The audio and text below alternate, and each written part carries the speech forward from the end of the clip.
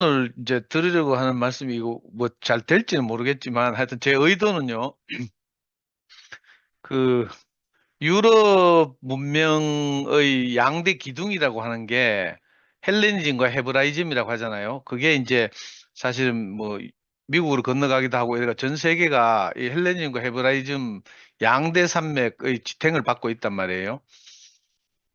이제 우리도 거기서 자유롭지 않고 이래가지고 제가 이제 그 헬레니즘이라는 게 그리스 문화란 뜻이거든요. 그 당시에 그리스 문화의 또 핵심이 뭔가 하면 기원전 500년쯤 됐을 때 나타난 위대한 철학자 그 세 사람, 소크라테스의 제자 플라톤의 제자 아리스토텔레스, 이 사람들, 이 위대한 인류의 그 석학이잖아요. 이 사람들의 이제 생각과 이런 것들이 사유가 그 근대 유럽 문명에 영향을 미쳤단 말이에요.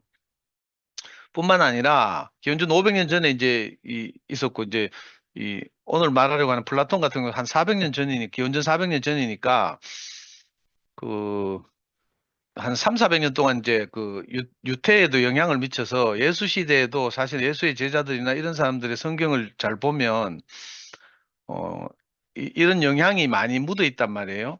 그래서 사실 근대 기독교도 이 그 헬레니즘과 떨어질 수 없고 또 한 축이 뭔가 하면 헤브라이즘이라고 해서 이제 그 유태민족의 문화죠.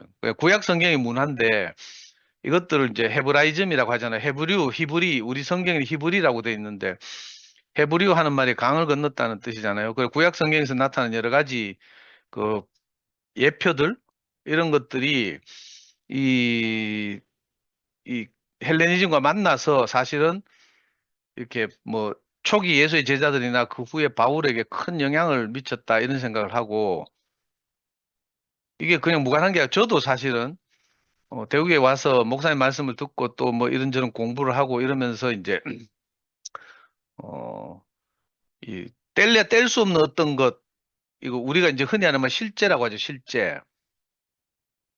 예, 이런 거 이제 우리가 인식하게 됐단 말이에요. 그래서 이제 이 부분에서 좀 말씀드려 보려고 하는데요. 요즘 이제 상근 형님이 마태복음을 하시면서 마태복음 27장까지 가지고 마지막에 막 절정까지 가고 있잖아요. 예수의 십자가 사건에서 뭐 못 알아듣고 버리고 간 사람, 배반하고 판 사람, 뭐 조롱한 사람, 뭐 그죠? 뭐 선고한 사람, 뭐 이런 사람들 쭉 이제 이렇게 알아보면서 그 예수의 십자가 사건을 이제 이렇게 그 다시 한번 이렇게 우리에게 상기시키면서 그 교제하고 있는데 저는 그래서 이제 상근이 형의 그 말씀들이 우리 토요 모임에 오시는 이 그 연합 구순 뭐 하여튼 토요 모임 사람들에게 큰 영향을 미치고 이래서 이제 그 부분에 대해서 내가 뭐 더 추가적으로 말씀드리기는 어렵고 부담도 되고 이래가지고 저는 이제 이 우리 지금 이 여러 형님들이 돌아가시면서 매일 말씀하시는 이 십자가 사건이 그 전 세대의 어떤 것, 그러니까 구약 성경과 무관하지 않다고 생각해서 구약 성경에서는 예수의 십자가 사건을 어떻게 예표하고 있을까? 이거 챗GPT에 물어봤거든요. 그래서 챗GPT가 여러 가지를 알려주더라고.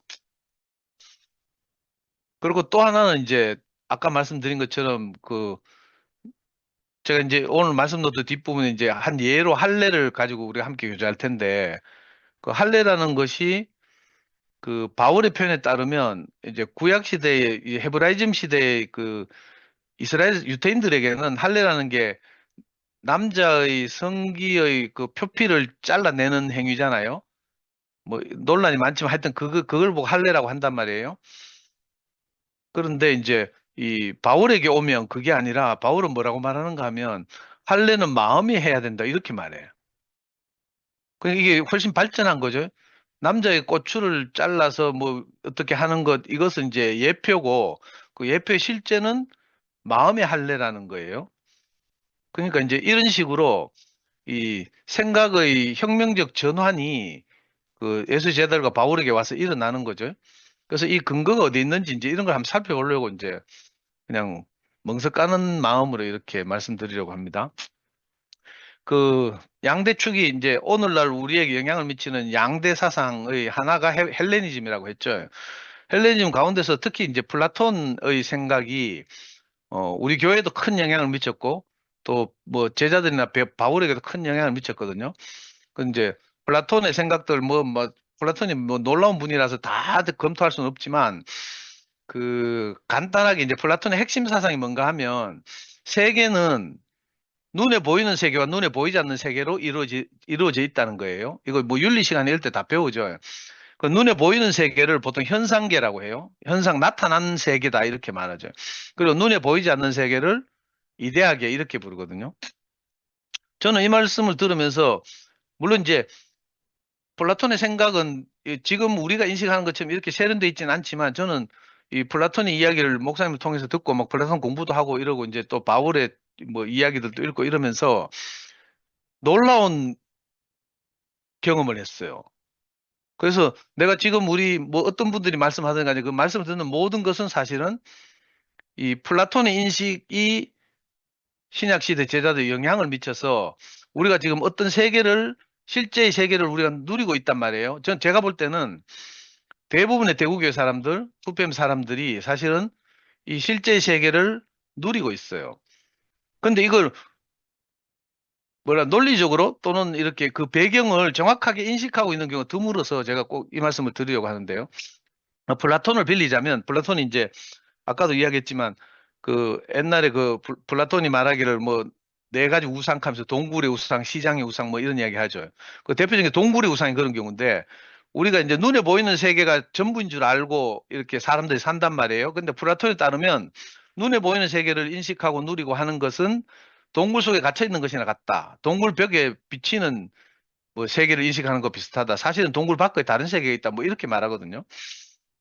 한편으로 생각하면 좀 약간 무리하고 터무니없는 생각 같기도 하고 또 다른 한편으로 생각하면 굉장히 이렇게 일리 있다 이런 생각이 들잖아요. 이제 우리가 이제 과학을 공부해 봐서 아는데 내가 눈으로 인식하는 것, 눈으로 보는 것을 우리가 인식하잖아요. 근데 귀로 듣는 걸 또 인식하고 이런단 말이에요. 근데 알고 보면 내 귀로 들리는 거, 이 귀에는 뭐 주파수가 있다 하더라고. 그 주파수가 맞으면 들리고 또 이 주파수 벗어나는 건 인간이 귀에서 아예 안 들린다 하잖아요. 미세한 소리 같은 거. 근데 내가 강아지를 한 마리 우리 집에서 키우잖아. 근데 강아지는 내가 듣는 것보다 훨씬 예민하게 듣고 내가 냄새를 맡는 것보다 훨씬 예민하게 맡거든요. 그러니까 내 귀로 듣는 것, 내 눈으로 보는 것, 내가 냄새 맡는 것이 사실은 전부 다가 아닌 거죠. 플라톤은 이제 여기에 주목한 것 같아. 물론 이제 이걸 의미를 부여해서 눈에 보이지 않는 세계를 이데아계라고 하고 이게 이제 뭐 선하다 또는 현상계는 뭐 무식하고 악하다 뭐 이런 식으로 분류한 것까지는 좀 무리라고 생각되는데 하여튼 이런 식으로 본단 말이에요. 그래서 저는 말씀을 대우에 와서 들으면서 뭘 하나를 깨닫게 됐어요. 예를 들면 요 말씀 노트는 이거 뭐야 컵을 예로 들었잖아요. 우리가 이 컵 하면 뭐 그게 저 뭐야 흙으로 만든 토기로 만들었든지 아니면 이 식당 같은데 왜 철제로 만든 컵 있잖아요. 그걸로 만들었든지 아니면 그 정수기 앞에 있는 종이컵이든지 컵 모양으로 생긴 것은 다 우리가 딱 볼 때 아 이거 컵이구나 이렇게 알아. 잔이구나 컵이구나 이렇게 아는 거죠. 왜냐하면 컵의 실제가 우리 안에 다 있기 때문이에요. 수많은 경험을 통해서 컵의 실제가 우리 안에 있어서 뭘 볼 때 우리가 아 딱 보면 저게 컵이구나 하고 아는 거죠. 저는 오늘도 우리 그 아파트 주변을 이제 강아지하고 이제 저녁에 산책을 했는데 아파트 단지 산책을 하다 보면요. 내가 모르는 내가 꽃에 대해 잘 식물에 대해 잘 모르거든. 근데 하여튼 잘 모르지만 수많은 여러 가지 다양한 꽃들이 있어. 꽃 내 이름은 몰라. 뭐 우리 자매들은 잘 알더라. 뭐 어쩌고저쩌고 우리 집 근처 월곡 역사공원이 있는데 요즘 막 사람들 난리거든. 사진 찍으러 오고 이러는데 그래서 그 뭐 닫아 놓았던 꽃밭을 오픈해 가지고 막 거기서 사진 찍게 하고 이러거든. 그런데 거기에 막 꽃이 화려하게 피어 있어. 무슨 꽃인가 물었더니 우리 자매가 겹벚꽃이라대. 벚꽃은 알아도 겹벚꽃은 또 뭐야? 그뿐만이 아니고 잎사귀가 넓은 뭐 하얀색, 빨간색, 분홍색 그리고 뭐 내가 좋아하는 진달래꽃만 있는 게 아니고요. 뭐 철쭉도 있고 뭐 헷갈리 봄에 이거 요즘 많은 꽃들 있잖아요. 근데 내가 그 이름 하나하나는 모르지만 그냥 보면 대충 꽃인 줄 알아. 왜냐하면 내게 꽃이 실제가 있기 때문에 그래요.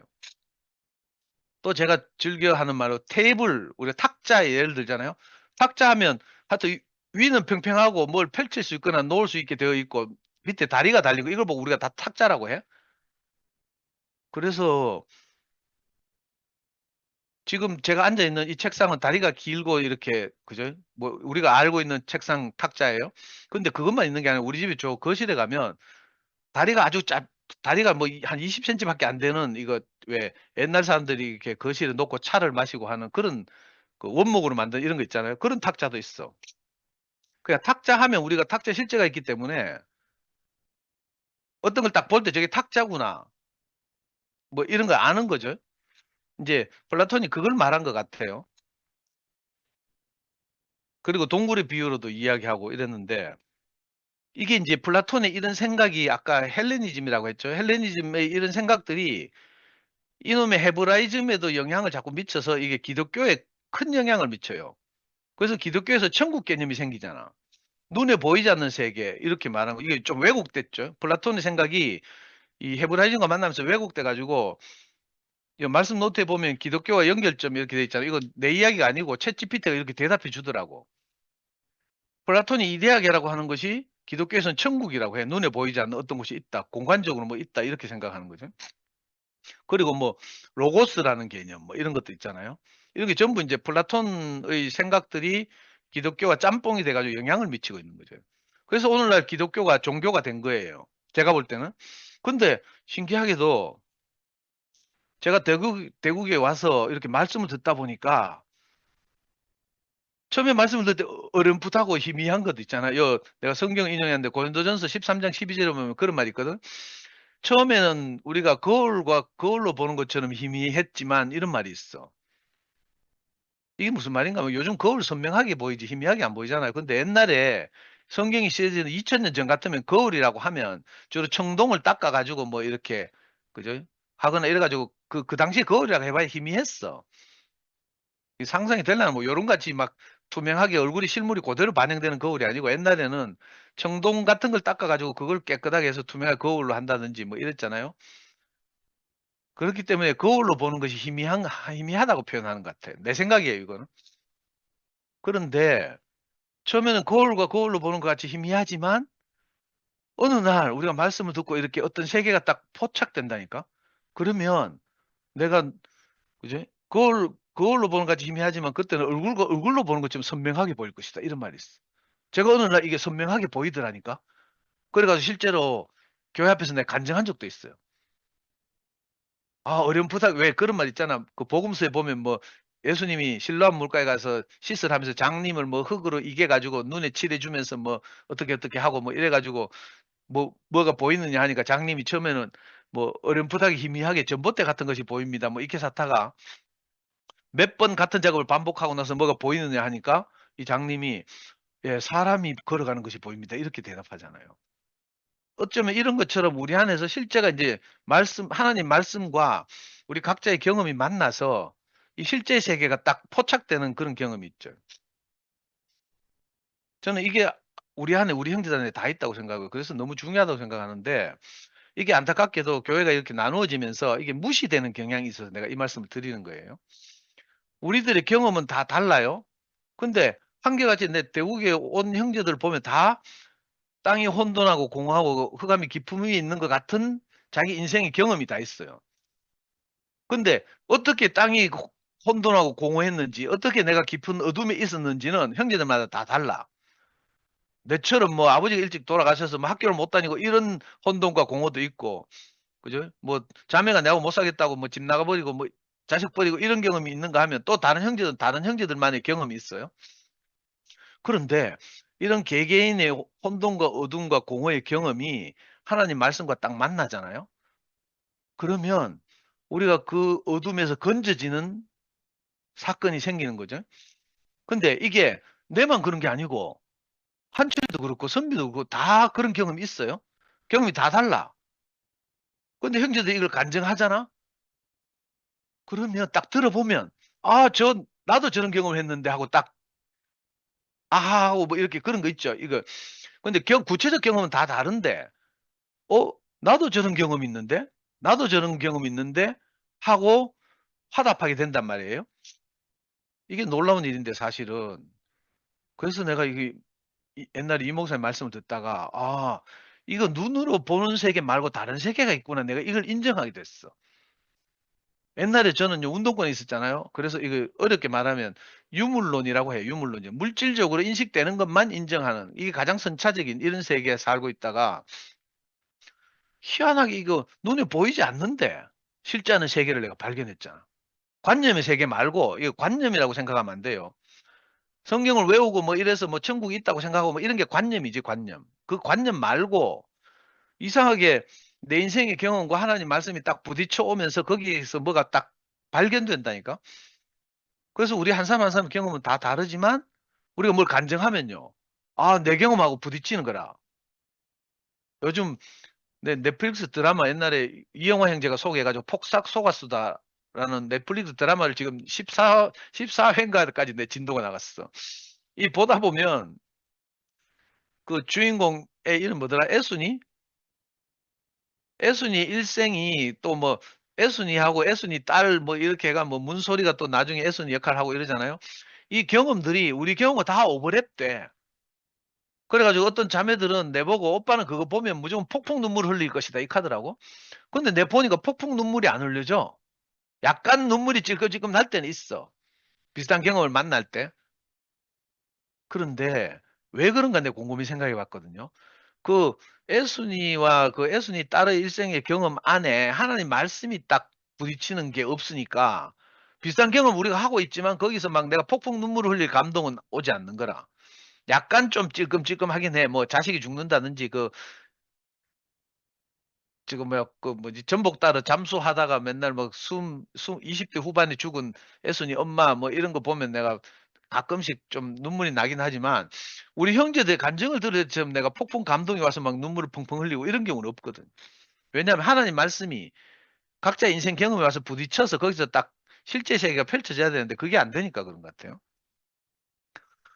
그래서 저는 근데 이게 안타깝게도 교회가 갈라지면서 경험은 소유다 이런 말이 유행해. 그 내가 이게 너무 안타깝거든요. 우리 각자 경험은 다 다르잖아. 그래서 어떤 형제들은 이거 부정적으로 보면 그래서 어쩌라고 이렇게 말한다. 예를 들어서 상근 형이 이열래 목사님 만난 경험을 막 이야기하잖아요. 그러면 어떤 형제들은 그 냉소적으로 반응해. 그래서 어쩌라고. 나는 이열래 목사님 난 만난 경험이 없는데. 나는 뭐 친구를 만나서 왔는데, 뭐 누구를 만나서 왔는데, 상도생을 만나서 왔는데, 이렇게 하면, 그죠? 그 경험이 같지 않다는 생각이 드는 거죠. 근데 그게 아니고, 사실은 상근이 형의 경험과 목사님과 아무 관계없이 요즘 온 사람들의 인생에서의 경험이 사실 같은 거죠. 이걸 상근이 형이 시간을 제거하고 사건으로만 보면 같다고 하잖아요. 제자들이 예수와 만난 사건과 상근이 형이 이열래 목사님 만난 사건이 사실은 같은 거죠. 그런데 이제 우리 안에는 이런 경험이 다 있고 여기에 하나님 말씀이 부딪히니까 우리 안에 실제 세계가 딱 포착됐단 말이에요. 이 실제는 관념이 아닌데 이걸 모르는 거라. 관념이라고 생각하면 우리가 이제 일지 실제 세계를 말하는 것이 주장처럼 느껴져요. 근데 제가 볼 때는 이게 관념이 아니고 물론 형제들 안에 전부 다 참 귀한 형제들이지만 이 이데아 이 실제 세계가 자기 안에 확실히 뭐 이렇게 포착되지 않은 형제들도 아직 있어. 근데 그건 안타깝지만 이제 우리가 말씀을 듣고 교통을 하면서 앞으로 그걸 인식해 나가야 될 과제를 가지고 있고, 근데 우리가 각자 경험이 다르다고 해서 그래서 어쩌라고 이렇게 말할 일이 아니고, 각자의 경험이 다른데 신기하게도 하나님을 만난 간증을 그 형제가 해내면 내하고 경험은 다르지만 이상하게 하나님이 나를 구원하신 이 자리에서 하나가 되는 거라. 이 실제 생활을 공유하는 거죠. 그래서 우리가 함께 모여서 교제하고 교회를 이루고 사는 이것은 어떤 세계를, 이거 플라톤의 말대로 하면 이데아의 세계를 공유하고 있는 거예요. 이게 공유가 안 되면 책상 다리 끓는 거지. 가끔씩 내가 누구를 구체적으로 말할 수는 없지만 가끔씩 책상 다리 끓는 이야기를 하는 경우가 있거든요. 이게 너무 안타까워서, 자, 이제 이 플라톤의 이 이데아계와 현상계 이걸 이제 가지고 이것이 바울에게 어떤 영향을 미쳤는가, 그리고 오늘 우리에게 어떤 영향을 주고 있는가, 이걸 이제 우리가 잘 인식할 필요가 있는 거죠. 대표적으로 이제 뭐 제가 챗GPT 물어보니까 십자가를 내가 이렇게 물었어요. 챗GPT에 십자가 사건이 구약 성경에서 어떻게 예표되고 있는지 사례를 내한테 설명해 달라 이렇게 말하니까 챗GPT가 뭐 다섯 여섯 가지를 막 쭉 설명해 주더라고. 그래 이제 그걸 내 모두 다 말씀드릴 수 없고 이제 그냥 대표적으로 할례 하나만 딱 가지고 이야기할게요. 할례라는 이 유태인들의 이 헤브라이즘의 전통적 의식은 그 창세기 17장인가 보면 하나님이 아브라함이 99세가 되었을 때 이제 비로소 하나님이 이 아브라함과 약속하는 장면이 있어요. 아브라함의 이름을 아브라함에서 아브라함이라 하고 사레를 사라라고 하면서 하나님이 또 하나 요구하는 게 이 17장 10절부터 14절까지인가에 보면 그런 말 있죠. 요 말씀 노트에도 돼 있어요. 너희 중 남자는 다 할례를 받으라 이렇게 돼 있어요.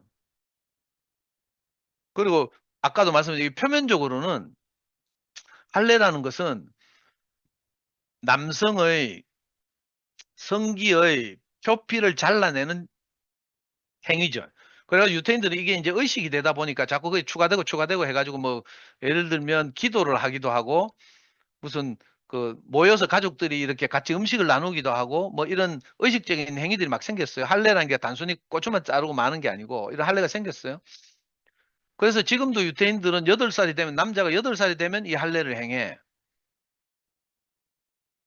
그리고 표면적으로 보면요. 이 남자 우리 연구소에서도 꼬마들이 초등학교 6학년에서 중학교 1학년 되면 이 폭염수술 막 엄마들이 쫄라가지고 받고 막 이러거든. 근데 요즘 뜻있는 사람들은 이거는 청소년들의 인권 침해라는 주장이 많이 설득력을 얻고 있어요. 왜냐하면 청소년들이 그 이제 13살, 14살짜리들이 자기 의사 상관없이 엄마들의 부모의 강요로 막 강제로 외과 가가지고 고추 수술 뭐 잘라내는 거 수술해야 되나? 뭐 이런 걸 해야 되니까 인권 침해니까 뭐 이런 주장도 있어요. 그리고 반대 주장은 단순히 표피를 잘라내는 것이 아니라 위생적으로 도움이 된다. 이렇게 뭐 반박하는 경우도 있고. 성경에 나오는 이 할례라는 제도를 좀 더 설득력 있게 뒷받침하는 성경 연구자들이 뭐 이 그러면 고추가 깨끗해진다 뭐 이런 이 뭐 이 19금은 아니지 이런 게. 하여튼 그런 게 있어 남자아이들 키우다 보면. 근데 만약에 이거 표면적으로만 들으면요. 이스라엘의 남자는 8일째 되는 날 다 할례를 받아라 이렇게 돼 있어. 그럼 여자는 우야라고. 이 할례는 그리고 그 유태인들의 하나님이 유태인들에게 아브라함에게 약속하는 거예요. 내가 너희들과 항상 함께 하겠다. 그죠? 너희들은 내 백성이다. 뭐 이런 걸 이제 약속하는 행위인데 그럼 여자들은 고추도 없는데 우야노 그러면. 표면적으로 들으면 이렇게 되는 거예요.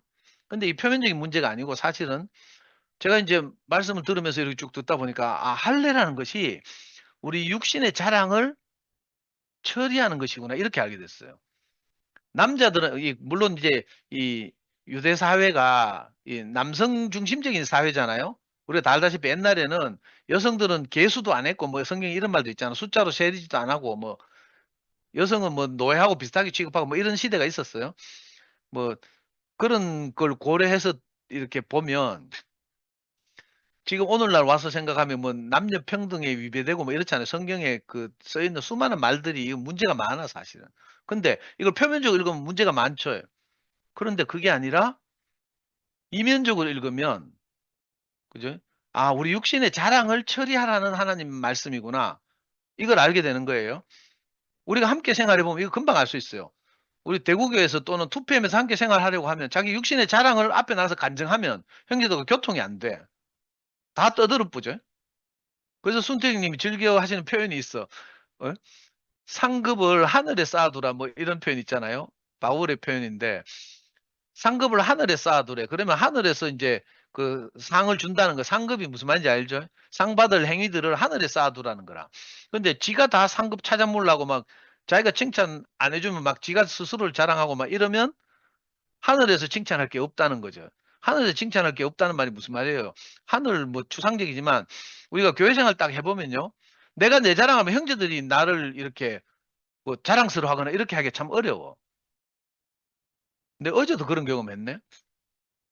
어제 우리 연구소에서 이제 성미하고 자매들 몇 명이 모여서 교제를 했는데 교제를 하다가 내가 하도 답답해가지고 야 너거는 정말 참 복되다 하면서 내 이런 말 했어. 왜 복된가 하면 너가 어쩌다 내를 만나가지고 이렇게 목사님 이 목사님 말씀을 잘 소화해가 내가 너희들한테 이렇게 오랫동안 모임을 하고 이러면서 너가 그렇게 잘 어, 받아들이도록 내가 이렇게 했겠노 하니까 성미하고 대부분이 비웃으면서 자뻑한다고.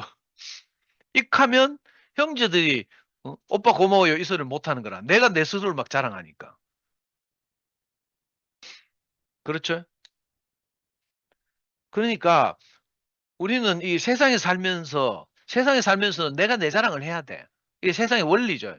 자기 PR의 시대 뭐 이런 말도 있지만 요즘 대통령 선거 각 뭐 진보 진영이든 뭐 보수 진영이든 각 대통령 선거 한다고 난리죠. 뉴스에 맨날 나. 서로 자기 자랑을 해야 돼. 자기 업적, 그죠? 자기 정책 이런 거 발표하고 막 이렇게 하면서 자기 자랑을 해야 먹히는 시대거든요. 근데 이 하나님 세계는 그런 게 아니라 그 구약 시대에 이 유태인들에게 하나님이 나온 지 8일째 되는 남자는 전부 다 할례를 받으라. 그래야 내 백성이라고 내가 인정할 것이다. 이스라엘에 포함될 것이다. 이렇게 말했어요.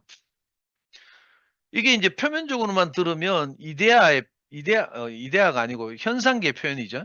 그런데 그 너머 있는 이면적인 현대적 의미로 이 할례는 뭔가 하면 아까 말씀드린 것처럼 저는 교회 와서 형제들이나 목사님 말씀을 들으면서 우리 육신의 자랑이 끝나는 경험 이게 할례를 받는 것이구나 이걸 알게 됐어요. 근데 내만 그런 게 아니라 형제들 안에 이게 다 있어. 그렇죠? 그래서 우리가 어떤 형제들 간증을 들으면 저 형제는 할례를 받았구나 이렇게 알게 돼. 고추를 잘랐는지 안 잘랐는지 우리 병원 검진 기록 없어서 몰라. 근데 그 형제의 간증을 들으면 저 형제 인생이 하나님 앞에서 꺾여졌구나 이렇게 알게 된다니까. 이게 할례예요. 그러니까 이게 겉으로 보이는 것과 그죠? 오늘날 신약 성경을 공부하면서 십자가와 뭐 이런 복잡한 이야기를 하는 것이 어떻게 연결되어 있는가 이걸 말하는 거죠. 우리는 이상하게 공통적으로 이 실제 세계를 가지고 있어요. 책상 하면 책상이 어떻게 생긴 꼬라지인지 딱 보면 알아.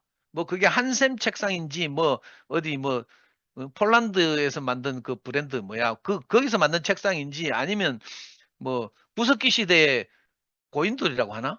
고인돌 선돌 우리 역사 시간에 배웠죠. 고인돌이 고인돌이 다른 게 아니고 넓은 판에 밑에 돌 4개로 받쳐 놓은 거라 이게 고인돌이고 선돌은 좀 이게 높이 해가지고 밑에 한 개 받쳐 놓은 거 이런 걸 선돌이라고 하고 뭐 이러더라고. 그러니까 이 탁자라는 개념이 우리 안에 실제가 생겨 있기 때문에 뭘 봐도 탁자인 줄 다 알아. 이런 것처럼 꽃을 봐도 아까 그렇죠. 근데 우리 형제들이 어떤 실제 세계를 누리고 있는 간증을 딱 들어보면 우리가 알잖아. 우리가 말하기는 어려워. 표현하기는 어렵지만 듣는 데는 다 하나님이잖아. 그래서 형제들이 어떤 간증을 하면 저 형제가 할례 경험이 있구나. 아이고 안타깝지만 아직 할례가 없구나. 자기가 꺾이지 않았구나. 이런 걸 금방 안단 말이에요. 우리가 이런 놀라운 세계를 공유하고 있어요. 그런데 이 각자의 형제들이 경험한 이 소중한 경험을 그건 네 경험이잖아. 이렇게 치부하고 그건 아니야. 내하고 달라서 아니야 하고 갈로바꿔 배제하면 안 된다니까. 그래서 저는 형제들이 소중하다고 하는 이유 중에 하나가 옛날에는 이제 이 목사님 살아 계시고 내가 교회 갈라지기 전에는 내 형제들을 왜 좋아했는가 하면 특히 창식 형들 내가 정말 좋아했는데 왜 좋아했는가 하면요. 창식 형들의 간증을 들으면 거기서 항상 이현래 목사님과의 경험이 뚝뚝뚝 묻어나거든. 그럼 내가 이현래 목사님과 그렇게 산 경험이 없지만 그 경험을 이야기하면 막 감동을 받아서 눈물이 펑펑 쏟아져. 대표적으로 옛날에 신남규 형이 춘천에서 내려온 형들 중에 제일 마지막까지 춘천에서 버텼다 하더라고. 그 다 뭐 원선이 형 이런 사람들 다 대구로 내려와서 목사님 함께 살려고 하는데 남규 형만 버티고 있었대. 그래 이현래 목사님이 남규 형 늘 보러 이렇게 춘천에 올라갔대. 그래가지고 남규 형 자취방에 가서 이렇게 기다리고 있대. 가면 그 밖에 무슨 돌이라고 하는 그 신발 벗어놓은 데도 있잖아요.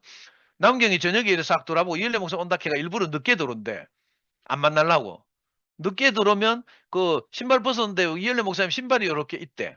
가면 남규 형이 도망갔다 하잖아. 그 신발 발견하고는. 근데 그 간증을 들으면요. 항상 내가 눈물이 나더라니까. 감동이 돼. 야, 그 이ør래 목사님이 남규 형을 얼마나 참 이렇게 사랑했으면 남규 형 하나를 보려고 춘천에 올라간 것도 감동적인데 자기 만나는 게 부담스러워서 피하고 맨날 저녁까지 시간 때우고 늦게 들어오는 형을 기다리고 있는 목사님 신발. 내가 현장을 목격한 적이 없잖아요. 그 간증을 들으면 하나님이 나를 저렇게 사랑하셨겠구나. 이렇게 알게 되는 거죠. 그 남규 형의 경험이 내게 꼭 있어야 되는 게 아니고 형제들의 간증이 이래서 소중하다니까. 형제들의 경험 이런 게 소중한데 어느 날 신모띠 귀신이 우리 교회를 덮어가지고 그건 소유야. 네 경험이고 그 네 경험은 소유야. 과정은 소유야. 뭐 이런 식으로 분리해버리고 형제들 소중한 걸 모르게 해요.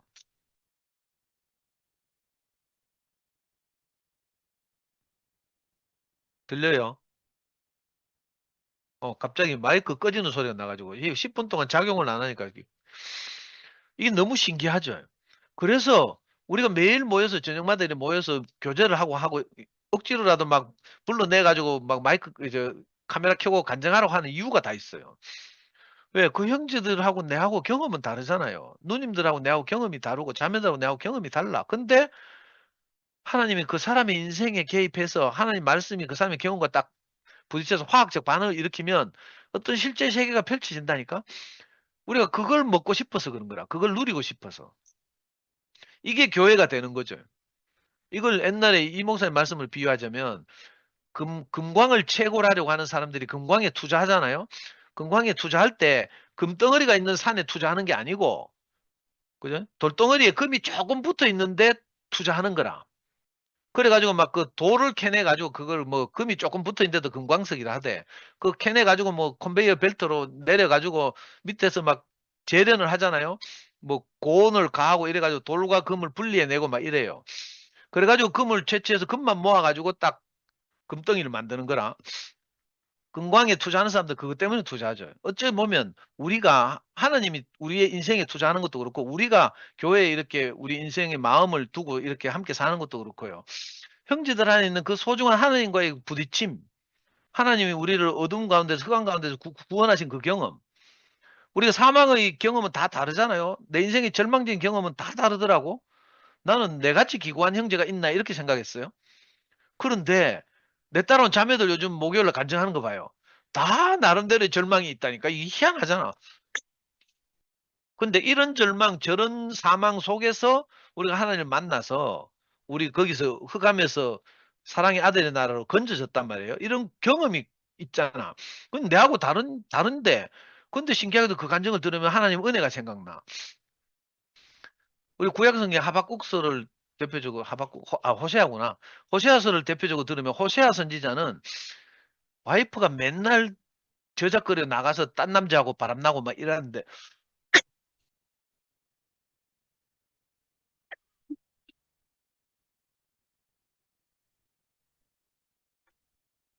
그런데 맨날 보리 팔아가지고 자기 와이프 찾으러 간다잖아. 그래가지고 또 집에 데려다 놓고 또 바람나서 나가면 또 보리 팔아가지고 그 와이프 데리고 이런다잖아요. 그런 호시아 선지자의 경험을 보면 우리가 뭐라는가? 하나님이 호시아 선지자가 자기 와이프를 저렇게 맨날 은혜를 잊어버리고 가서 지 쪼대로 사는 자기 와이프를 데리고 오는 호시아를 보면서 하나님이 나를 저렇게 대하셨구나. 내 이걸 알게 된다니까. 우리는 우리 안에 생각이 자꾸 들어오고 이래가지고 받은 은혜를 잊어버리고 늘 살았잖아요. 이 신기하죠. 근데 어떤 형제들이 하나님으로부터 받은 은혜를 간증하면 구약성경 호세아 선지자의 성경을 읽는 것보다 형제들 간증을 듣는 것이 훨씬 실감 나거든. 아, 하나님이 나를 저렇게 사랑하셨구나. 저 형제를 저렇게 사랑하신 것처럼 나도 저렇게 사랑하시겠구나. 이렇게 알게 되는 거죠. 그래서 이거 우리가 실제 세계를 공유하고 있어요. 이 세계가 있기 때문에 우리가 이걸 놓지 못하고 형제들과 만나고 교통하고 말씀을 듣고, 그죠? 이렇게 시끄러운데도 우리가 딴 데 못 가고 여기 붙어 앉아 있는 이유라. 근데 제가 이렇게 쉽게 말하지만 사실은 이 실제 세계를 우리가 알게 된 것이 큰 은혜죠. 이게 눈에 보이지 않는 세계라서 정말 하나님 은혜가 없으면 몰라요. 저는 옛날에 건방지게 그렇게 생각했는데 내가 똑똑해서 말씀 알아듣나? 이렇게 생각한 적이 있어. 근데 내보다 똑똑한 사람도 훨씬 많잖아요? 그런데 그걸 못 알아듣는다니까. 이상해요. 그리고 내가 이렇게 뭐 마누라가 애하고 나를 버리고 가서 내가 너무 가난해서 내가 알아듣나? 내 환경이 문제인가? 이렇게 생각했어요. 그런데 우리 교회 안에 보면 내보다 훨씬 더 절망적인 경험을 가진 형제들 많아. 나는 마누라 버리고 갔다가 어쨌든 돌아왔어. 이혼 안 하고 나 살아. 결혼 한 밖에 안 했어. 근데 우리 형제들 중에 정말 가난하게도 안타깝게도 이혼하고 결혼 두 번, 세 번 하는 막 분들도 있고 이렇잖아요. 그러니까 꼭 그것만도 아니야. 어떤 환경 탓도 아니야. 같은 환경이라면 내같이 이렇게 뭐 마누라가 사이 안 좋았던 사람들 다 구원받아야 되는데 그것도 아니잖아요. 그리고 또 꼭 이 부부간의 사이가 나빠야 되나? 사이가 좋은 사람도 구원받는 사람들도 막 있다니까. 이상하죠. 그러니까 전적인 하나님 은혜죠. 이 놀라운 세계를 보게 한 것. 저는 그래서 이 플라톤이 설명한 플라톤의 국가론이라는 책이 있어. 인류가 남긴 위대한 저작 50권을 꼽자면 그중에 한 권으로 플라톤의 국가론이 들어가는데, 플라톤이 국가의 개념에서 이 동굴의 우상을 설명한 적이 있어요. 근데 신기하게도 이 세계적인 인류가 낳은 위대한 철학자들이, 석학들이 한 이야기를 우리같이 동네 그냥 감남 을려인 우리가 알아듣게 됐잖아요. 놀랍다니까? 우리 한 사람 한 사람 생각하면 진짜 서글프잖아요. 근데 그리고 이 놀라운 세계를 누리고 산다는 거예요. 그래서 나 플라톤한테 너무 고맙다니까. 플라톤이 그 유태인들에게 영향을 미치고, 유태인들 중에 초기에는 헷갈려 가지고 뭐 영지주의도 들어오고 막 이랬어요. 그러다가 점점 이제 바울에게까지 와서 좀 더 표현이 분명해져요. 그래서 바울이 마침내 이렇게 말해. 할례를 이제 남자 고추 자르는 게 아니고 우리가 마음의 할례를 받아야 된다. 바울이 이렇게 말했어요. 할례는 마음이 할지니, 이렇게 표현하고 있어요. 할례를 마음에 한다는 게 뭐예요? 내가 전적으로 하나님의 은혜 가운데서 살았구나, 이렇게 아는 것이 마음의 할례를 받는 거죠. 내 자랑이 끝나는 게 할례를 받는 거예요. 저는 부끄럽게도 이 교회 생활하면서 늘 할례 받는 경험이 있었는데, 지금도 또 남은 할례가 있을 수도 있어요. 근데 내가 명예기를 키우면서 나는 자녀교육 전문가라고 뭐 이렇게 떠들고 강의하고 다녔잖아요. 그리고 4살 때부터 대구에 와서부터 내가 이 좀 속된 표현을 하면 내 인생을 갈아 넣어서 명예기를 키웠어. 그래서 난 내가 명예를 잘 키웠다고 생각했어요. 공부도 잘 시키고 또 하나님 말씀을 알아들어서 그걸 아이한테 공급하고 이러면서 잘 키웠다고 생각했어. 근데 어느 날 딱 가니까 내가 할 수 없는 날이 딱 오더라니까. 옛날에 교회 앞에서 간증한적 우리 애가 군대 가가지고 내가 할 수 없는 날이 딱 왔어요. 군대에서도 처음 어려운 뭐 군대에서 고참들이 때리고 이래가지고 막 아빠 살려도 해가지고 내 부대 쳐 들어갔다니까. 부대 쳐 들어가서 부대하고 협상해가지고 애를 빨리 배에서 육지로 옮기지 않으면 내가 우리 애 안 보낸다, 탈영시킨다 하고 협박하고 막 이래가지고, 내 운동권 출신이라 이런 것도 잘해. 그래가지고 우리 애를 안전한 파출소로, 육지 파출소로 옮겼어요. 그때도 내가 한 줄 알았다니까. 그러니까 우리 명예를 키운 게 다 내가 한 줄 알았는데 어떤 결정적 순간이 왔어. 군대에서 도저히 내가 할 수 없는 영역이 있더라고. 그죠? 군대에서 발령을 내가 다시 배로 보내는 거라. 그 애가 막 울면서 막 있잖아요. 막 자기는 내부 고발자가 돼가지고 아빠를 부대 일단 폭력 사건 때문에 한 불렀어. 그래가지고 막 부대와 싸우고 이랬으니까 선임들 사이에서 소문이 잘 났잖아요. 내부 고발자가 돼 있어. 그러니까 애가 막 그 당황해가 화장실에서 고참들이 보면서 막 그 쳐다보고 막 이런 것도 있고 이러니까 자기는 절대로 배 안 가겠다고 내보고 탈영시켜달래. 그래, 정말 애를 아무리 설득하고 은혜로 간증하고 해도 안 되더라고. 그래가 내가 그때는 할 수 없이, 그래, 탈영하자 하면서 아빠하고 탈영해가지고 미국에 밀항해가지고 봉기준 삼촌 집에 가서 있든지 말자 하면서 내가 이렇게 말했다. 근데 말이 그렇지 이게 됩니까? 군대에서 어떻게 탈영을 해요? 야, 끔찍하네. 도저히 안 되겠다는 생각. 배로 가면 애는 바다에 떨어지면 그 실종 처리돼 끝이다. 그래서 내가 애가 죽을지도 모르겠다 이 생각이 들대. 그리고 애가 그 마지막 날, 휴가 마지막 날 아침 10시에 일나야 이제 그 복귀를 할 수 있는데, 아침 10시쯤 되니까 방에서 에휴 에휴 하는 소리가 들리더라고. 아빠 보고 빨리 방에 들어오라는 소리라. 내가 들어가서 또 막 애 다리를 주무르면서 막 위로를 했거든요. 그랬더니 애가 하는 말이, 아빠가 그럼 내 평택까지 태워주면 내가 한 부대에 가보든지 이 카더라고. 일어나준 게 너무 감사하죠. 그래가지고 내가 애를 4시간 운전해가지고 평택까지 가서 평택해양경찰서 근무했는데, 태워가지고 갔잖아요. 그럼 평택 바닷가에서 애를 이제 애하고 헤어져야 되는데 바닷가에서 내 마지막으로 한 말이 그 말이에요. 요즘 말하면 이제 11시에서 말하는 십자가에서 뛰어내지 못한 예수지. 그 이야기를 했어. 아빠도 사실은 어찌할 수 없어서 지금까지 네가 보듯이 돈벌이 한번 못하고 아빠 노릇도 못하면서 이렇게 살아왔다. 근데 이렇게 살아도 살만하더라. 요즘 그 폭삭 속았수다 보면 살면 사라진다. 제주도 방언으로 살면 사라진다 이런 말 있잖아요. 그 애순이가 막내가 죽었잖아. 파도에 휩쓸려 죽었어. 그런데도 그 제주에서 오래 산 사람들이 살면 사라진다 이런 말 하죠. 나도 사라지더라니까. 그 우리 명희한테 그렇게 말했어요. 아빠는 한 번도 뭐 돈을 벌어서 엄마한테 갖다 줘 본 적도 없고 부끄럽게 살았지만, 우야게 너 이게 인생인 것을, 인생은 내게 오는 잔을 받는 것이다. 네, 이런 이야기를 하면서 예수 이야기를 했어요. 예수도 자기한테 오는 잔을 정말 받기 싫어서 마지막에는 할 수만 있으면 이 잔을 내게서 지나가게 하옵소서. 그러나 내 원대로 하지 마옵소서. 마옵시고 아버지 원대로 하옵소서. 이렇게 기도했잖아. 그런데도 피할 수 없어서 결국 십자가에서 죽었다. 이런 이야기 쭉 뭐 했어요. 그랬더니 그 서해 바닷가에서 우리 애가 내 말 좀 듣다가 처음에는 익하더라고. 아빠, 바다 보는 것도 지겹다 익하더라고. 근데 섬찟한 거라. 맨날 바다에 나가서 그 중국 상선 단속하고 뭐 이런 거 하면서 바다에 늘 떠 있고 멀미하고 막 이러는 놈이니까. 근데 내 말이 다 끝나고 나서 이제 우리 애가 화답을 딱 한마디 하는데 그때 그렇게 말해요. 그래 아빠, 내가 죽기야 하겠나 이렇게 말하더라고. 근데 내 속으로 있잖아요. 그래서 할렐루야 소리가 막 탄성이 막 질러지더라니까.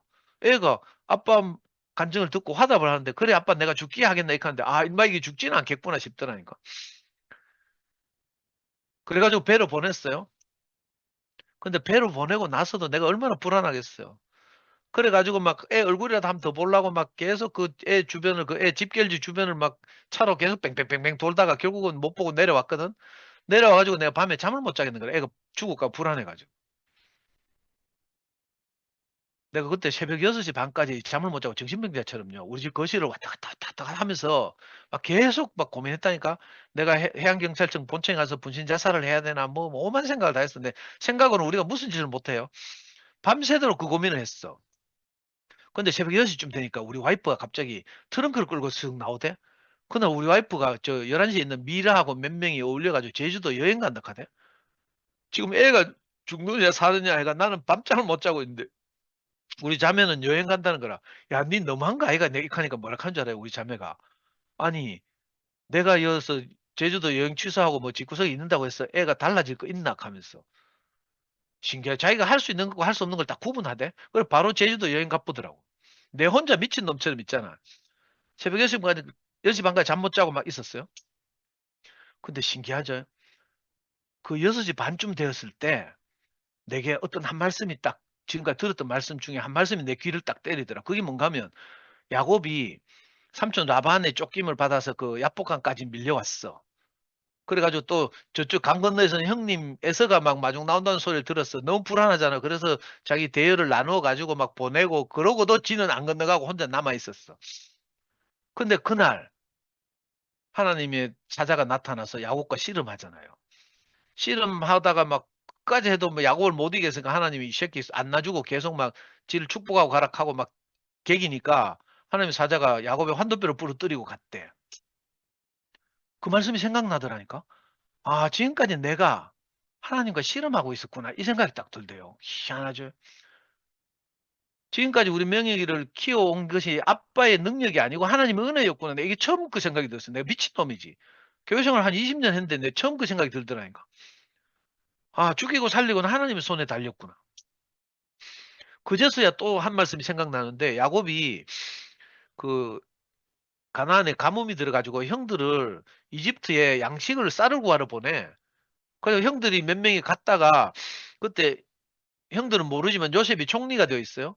요셉은 너무 막내 베냐민이 보고 싶은 거라. 그러니까 형들한테 쌀을 안 주고 하는 말이 당신들이 진짜 그 집안 사람들 맞냐고 하면서 가가지고 증명할 수 있게 막내를 데리고 와보라 하는 거라. 요셉이 너무 보고 싶어서 그렇겠죠.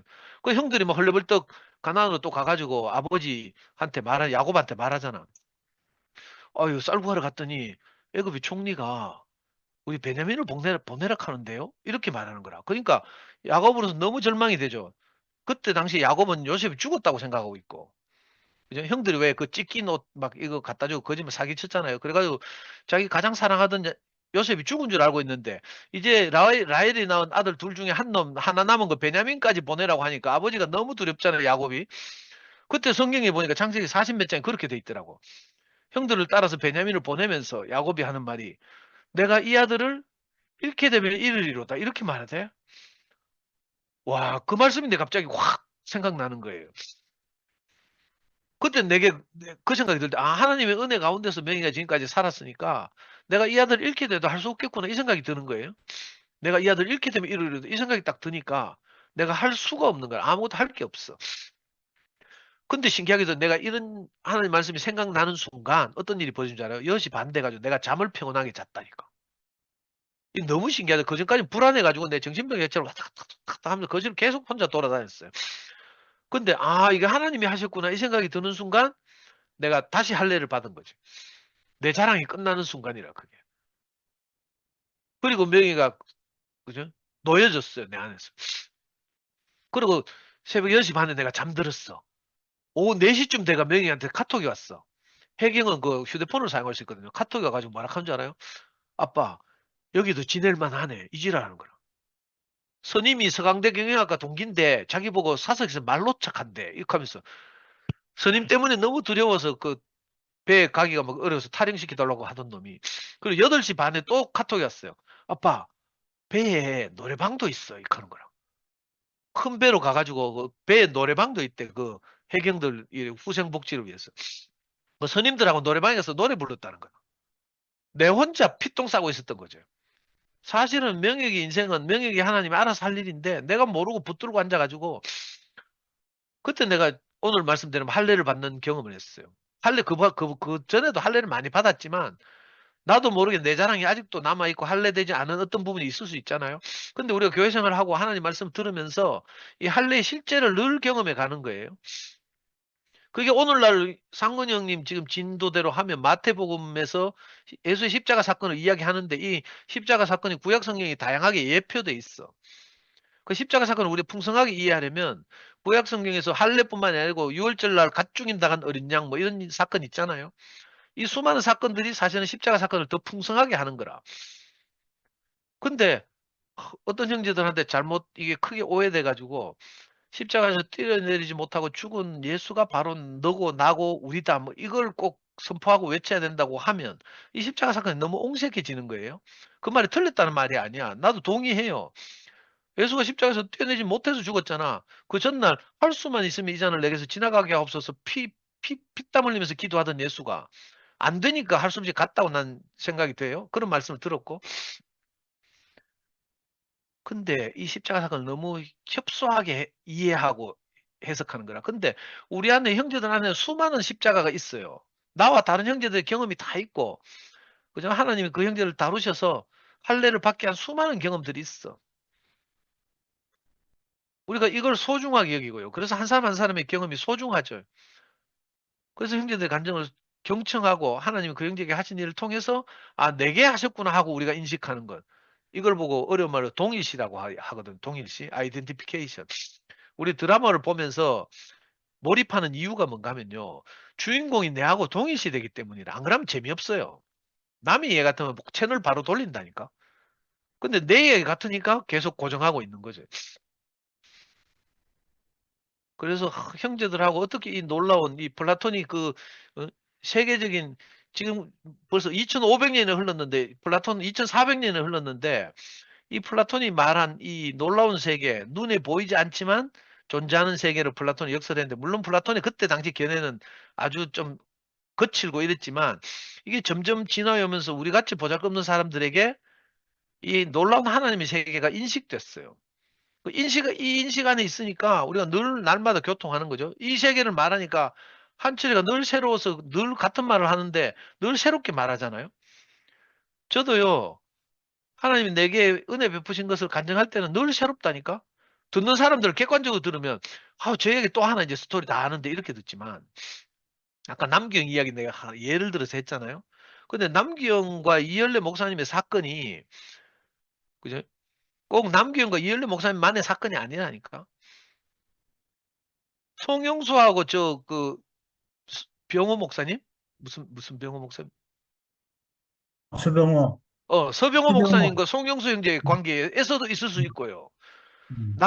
어떤 형제가 나를 이끌어 왔어. 근데 그 형제와 관계에 있을 수 있어요. 그래서 우리가 이열래 목사님이라고 말하면 사실은 안 돼. 왜냐하면 각자가 가진 개인의 경험은 다 다르고 이렇기 때문에, 그죠? 사실은 이게 제자가 예수를 만났을 때 경험이고 이걸 우리가 그리스도라고 하잖아요. 하나님이 우리 인생에 부딪혀 와서 우리를 통해서 나타난 하나님 마음 이걸 보고 그리스도라고 해요. 근데 이 그리스도를 경험한 사건은 구체적으로 다 달라. 그래서 형제들마다 이거 그 천편일률적으로 똑같은 것을 말하고 간증하면 안 되고 말씀하시는 분은 한 분이라 하더라도 우리가 그 화답하는 경험은 다 다르잖아요. 이 다른 것이 모여서 교회를 건축한다니까. 2PM이 왜 우리가 집회하기 좋은가 하면 집회를 딱 해보면 목사님 말하는 거 형제들의 화답 간증이 또 찬양이 어우러져서 거기서 교회가 발생하는 거예요.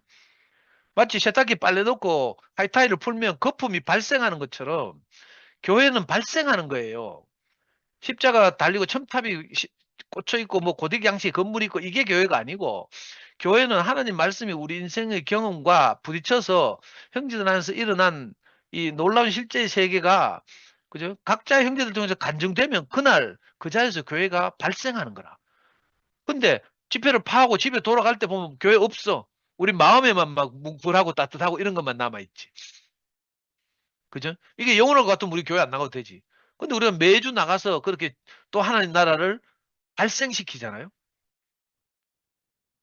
저 혼자 신나서 막 이렇게 너무 열심히 말씀드려서 죄송하고 하여튼 저는 이 플라톤이 말한 이데아의 세계가 바울에게 영향을 기독교 초기에는 잘못 영향을 미쳐가 초기 교부 아우구스티누스나 이런 사람들은 잘못 영향을 미쳐서 이게 눈에 보이지 않는 세계라고 하니까 이데아의 세계가 천국이라고 말하고 뭐 이렇게 뭐 복잡해졌어.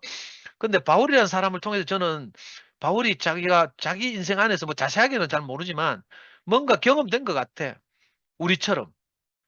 이 바울의 경험이 놀랍고 풍성해서 이게 이 바울의 서신서들을 통해서 잘 표현되고 있단 말이에요. 그 오늘 아무것도 아닌 우리에게까지 도달해가지고 정말 아무것도 아닌 우리를 통해서는 성경이 묘사하는 것보다 훨씬 더 풍성하고 다양한 간증이 전시되고 우리 안에서 공유되고 매일 이 간증들과 말씀들을 통해서 교회가 발생하고 이렇게 살고 있단 말이에요. 그래서 저는 너무 안타깝고 이 십자가의 의미를 축소시키는 것, 이 실제 세계를 너무 축소시킨 것이 너무 안타깝고 그 형제들의 경험을 무시하고 그건 소유다라고 말하는 것이 너무 속상하고 안타까워요. 그래서 이걸 우리가 다시 회복해야 될 어떻게 보면 2PM의 임무가 이런 데 있지 않나 이런 생각이 들거든요. 형제들 각자 인생 안에 하나님의 말씀이 부딪혀서 생긴 소중한 실제 이걸 소유라고 하고 그냥 배관시하고 터부시하는 이런 태도로부터 그죠? 다시 하나님이 우리에게 하신 일을 회복하는 일 이게 정말 우리가 이 형제들과 함께 해야 될 일이 아닌가 싶어서 오늘은 그 할례를 예로 들어서 이런저런 말씀을 드렸습니다. 다음 주 한번 또 대타로 해야 되니까 다음 주에는 뭐 또 이 상근형이 마태복음의 예수의 십자가 사건을 가지고 말씀하시는 것을 어떻게 보면 좀 뒷받침하기 위해서 구약 성경에서는 어떻게 예표하고 있는가를 또 다른 몇 가지 사례를 가지고 말씀드리도록 하겠습니다. 주님을 찬양합니다. 아멘.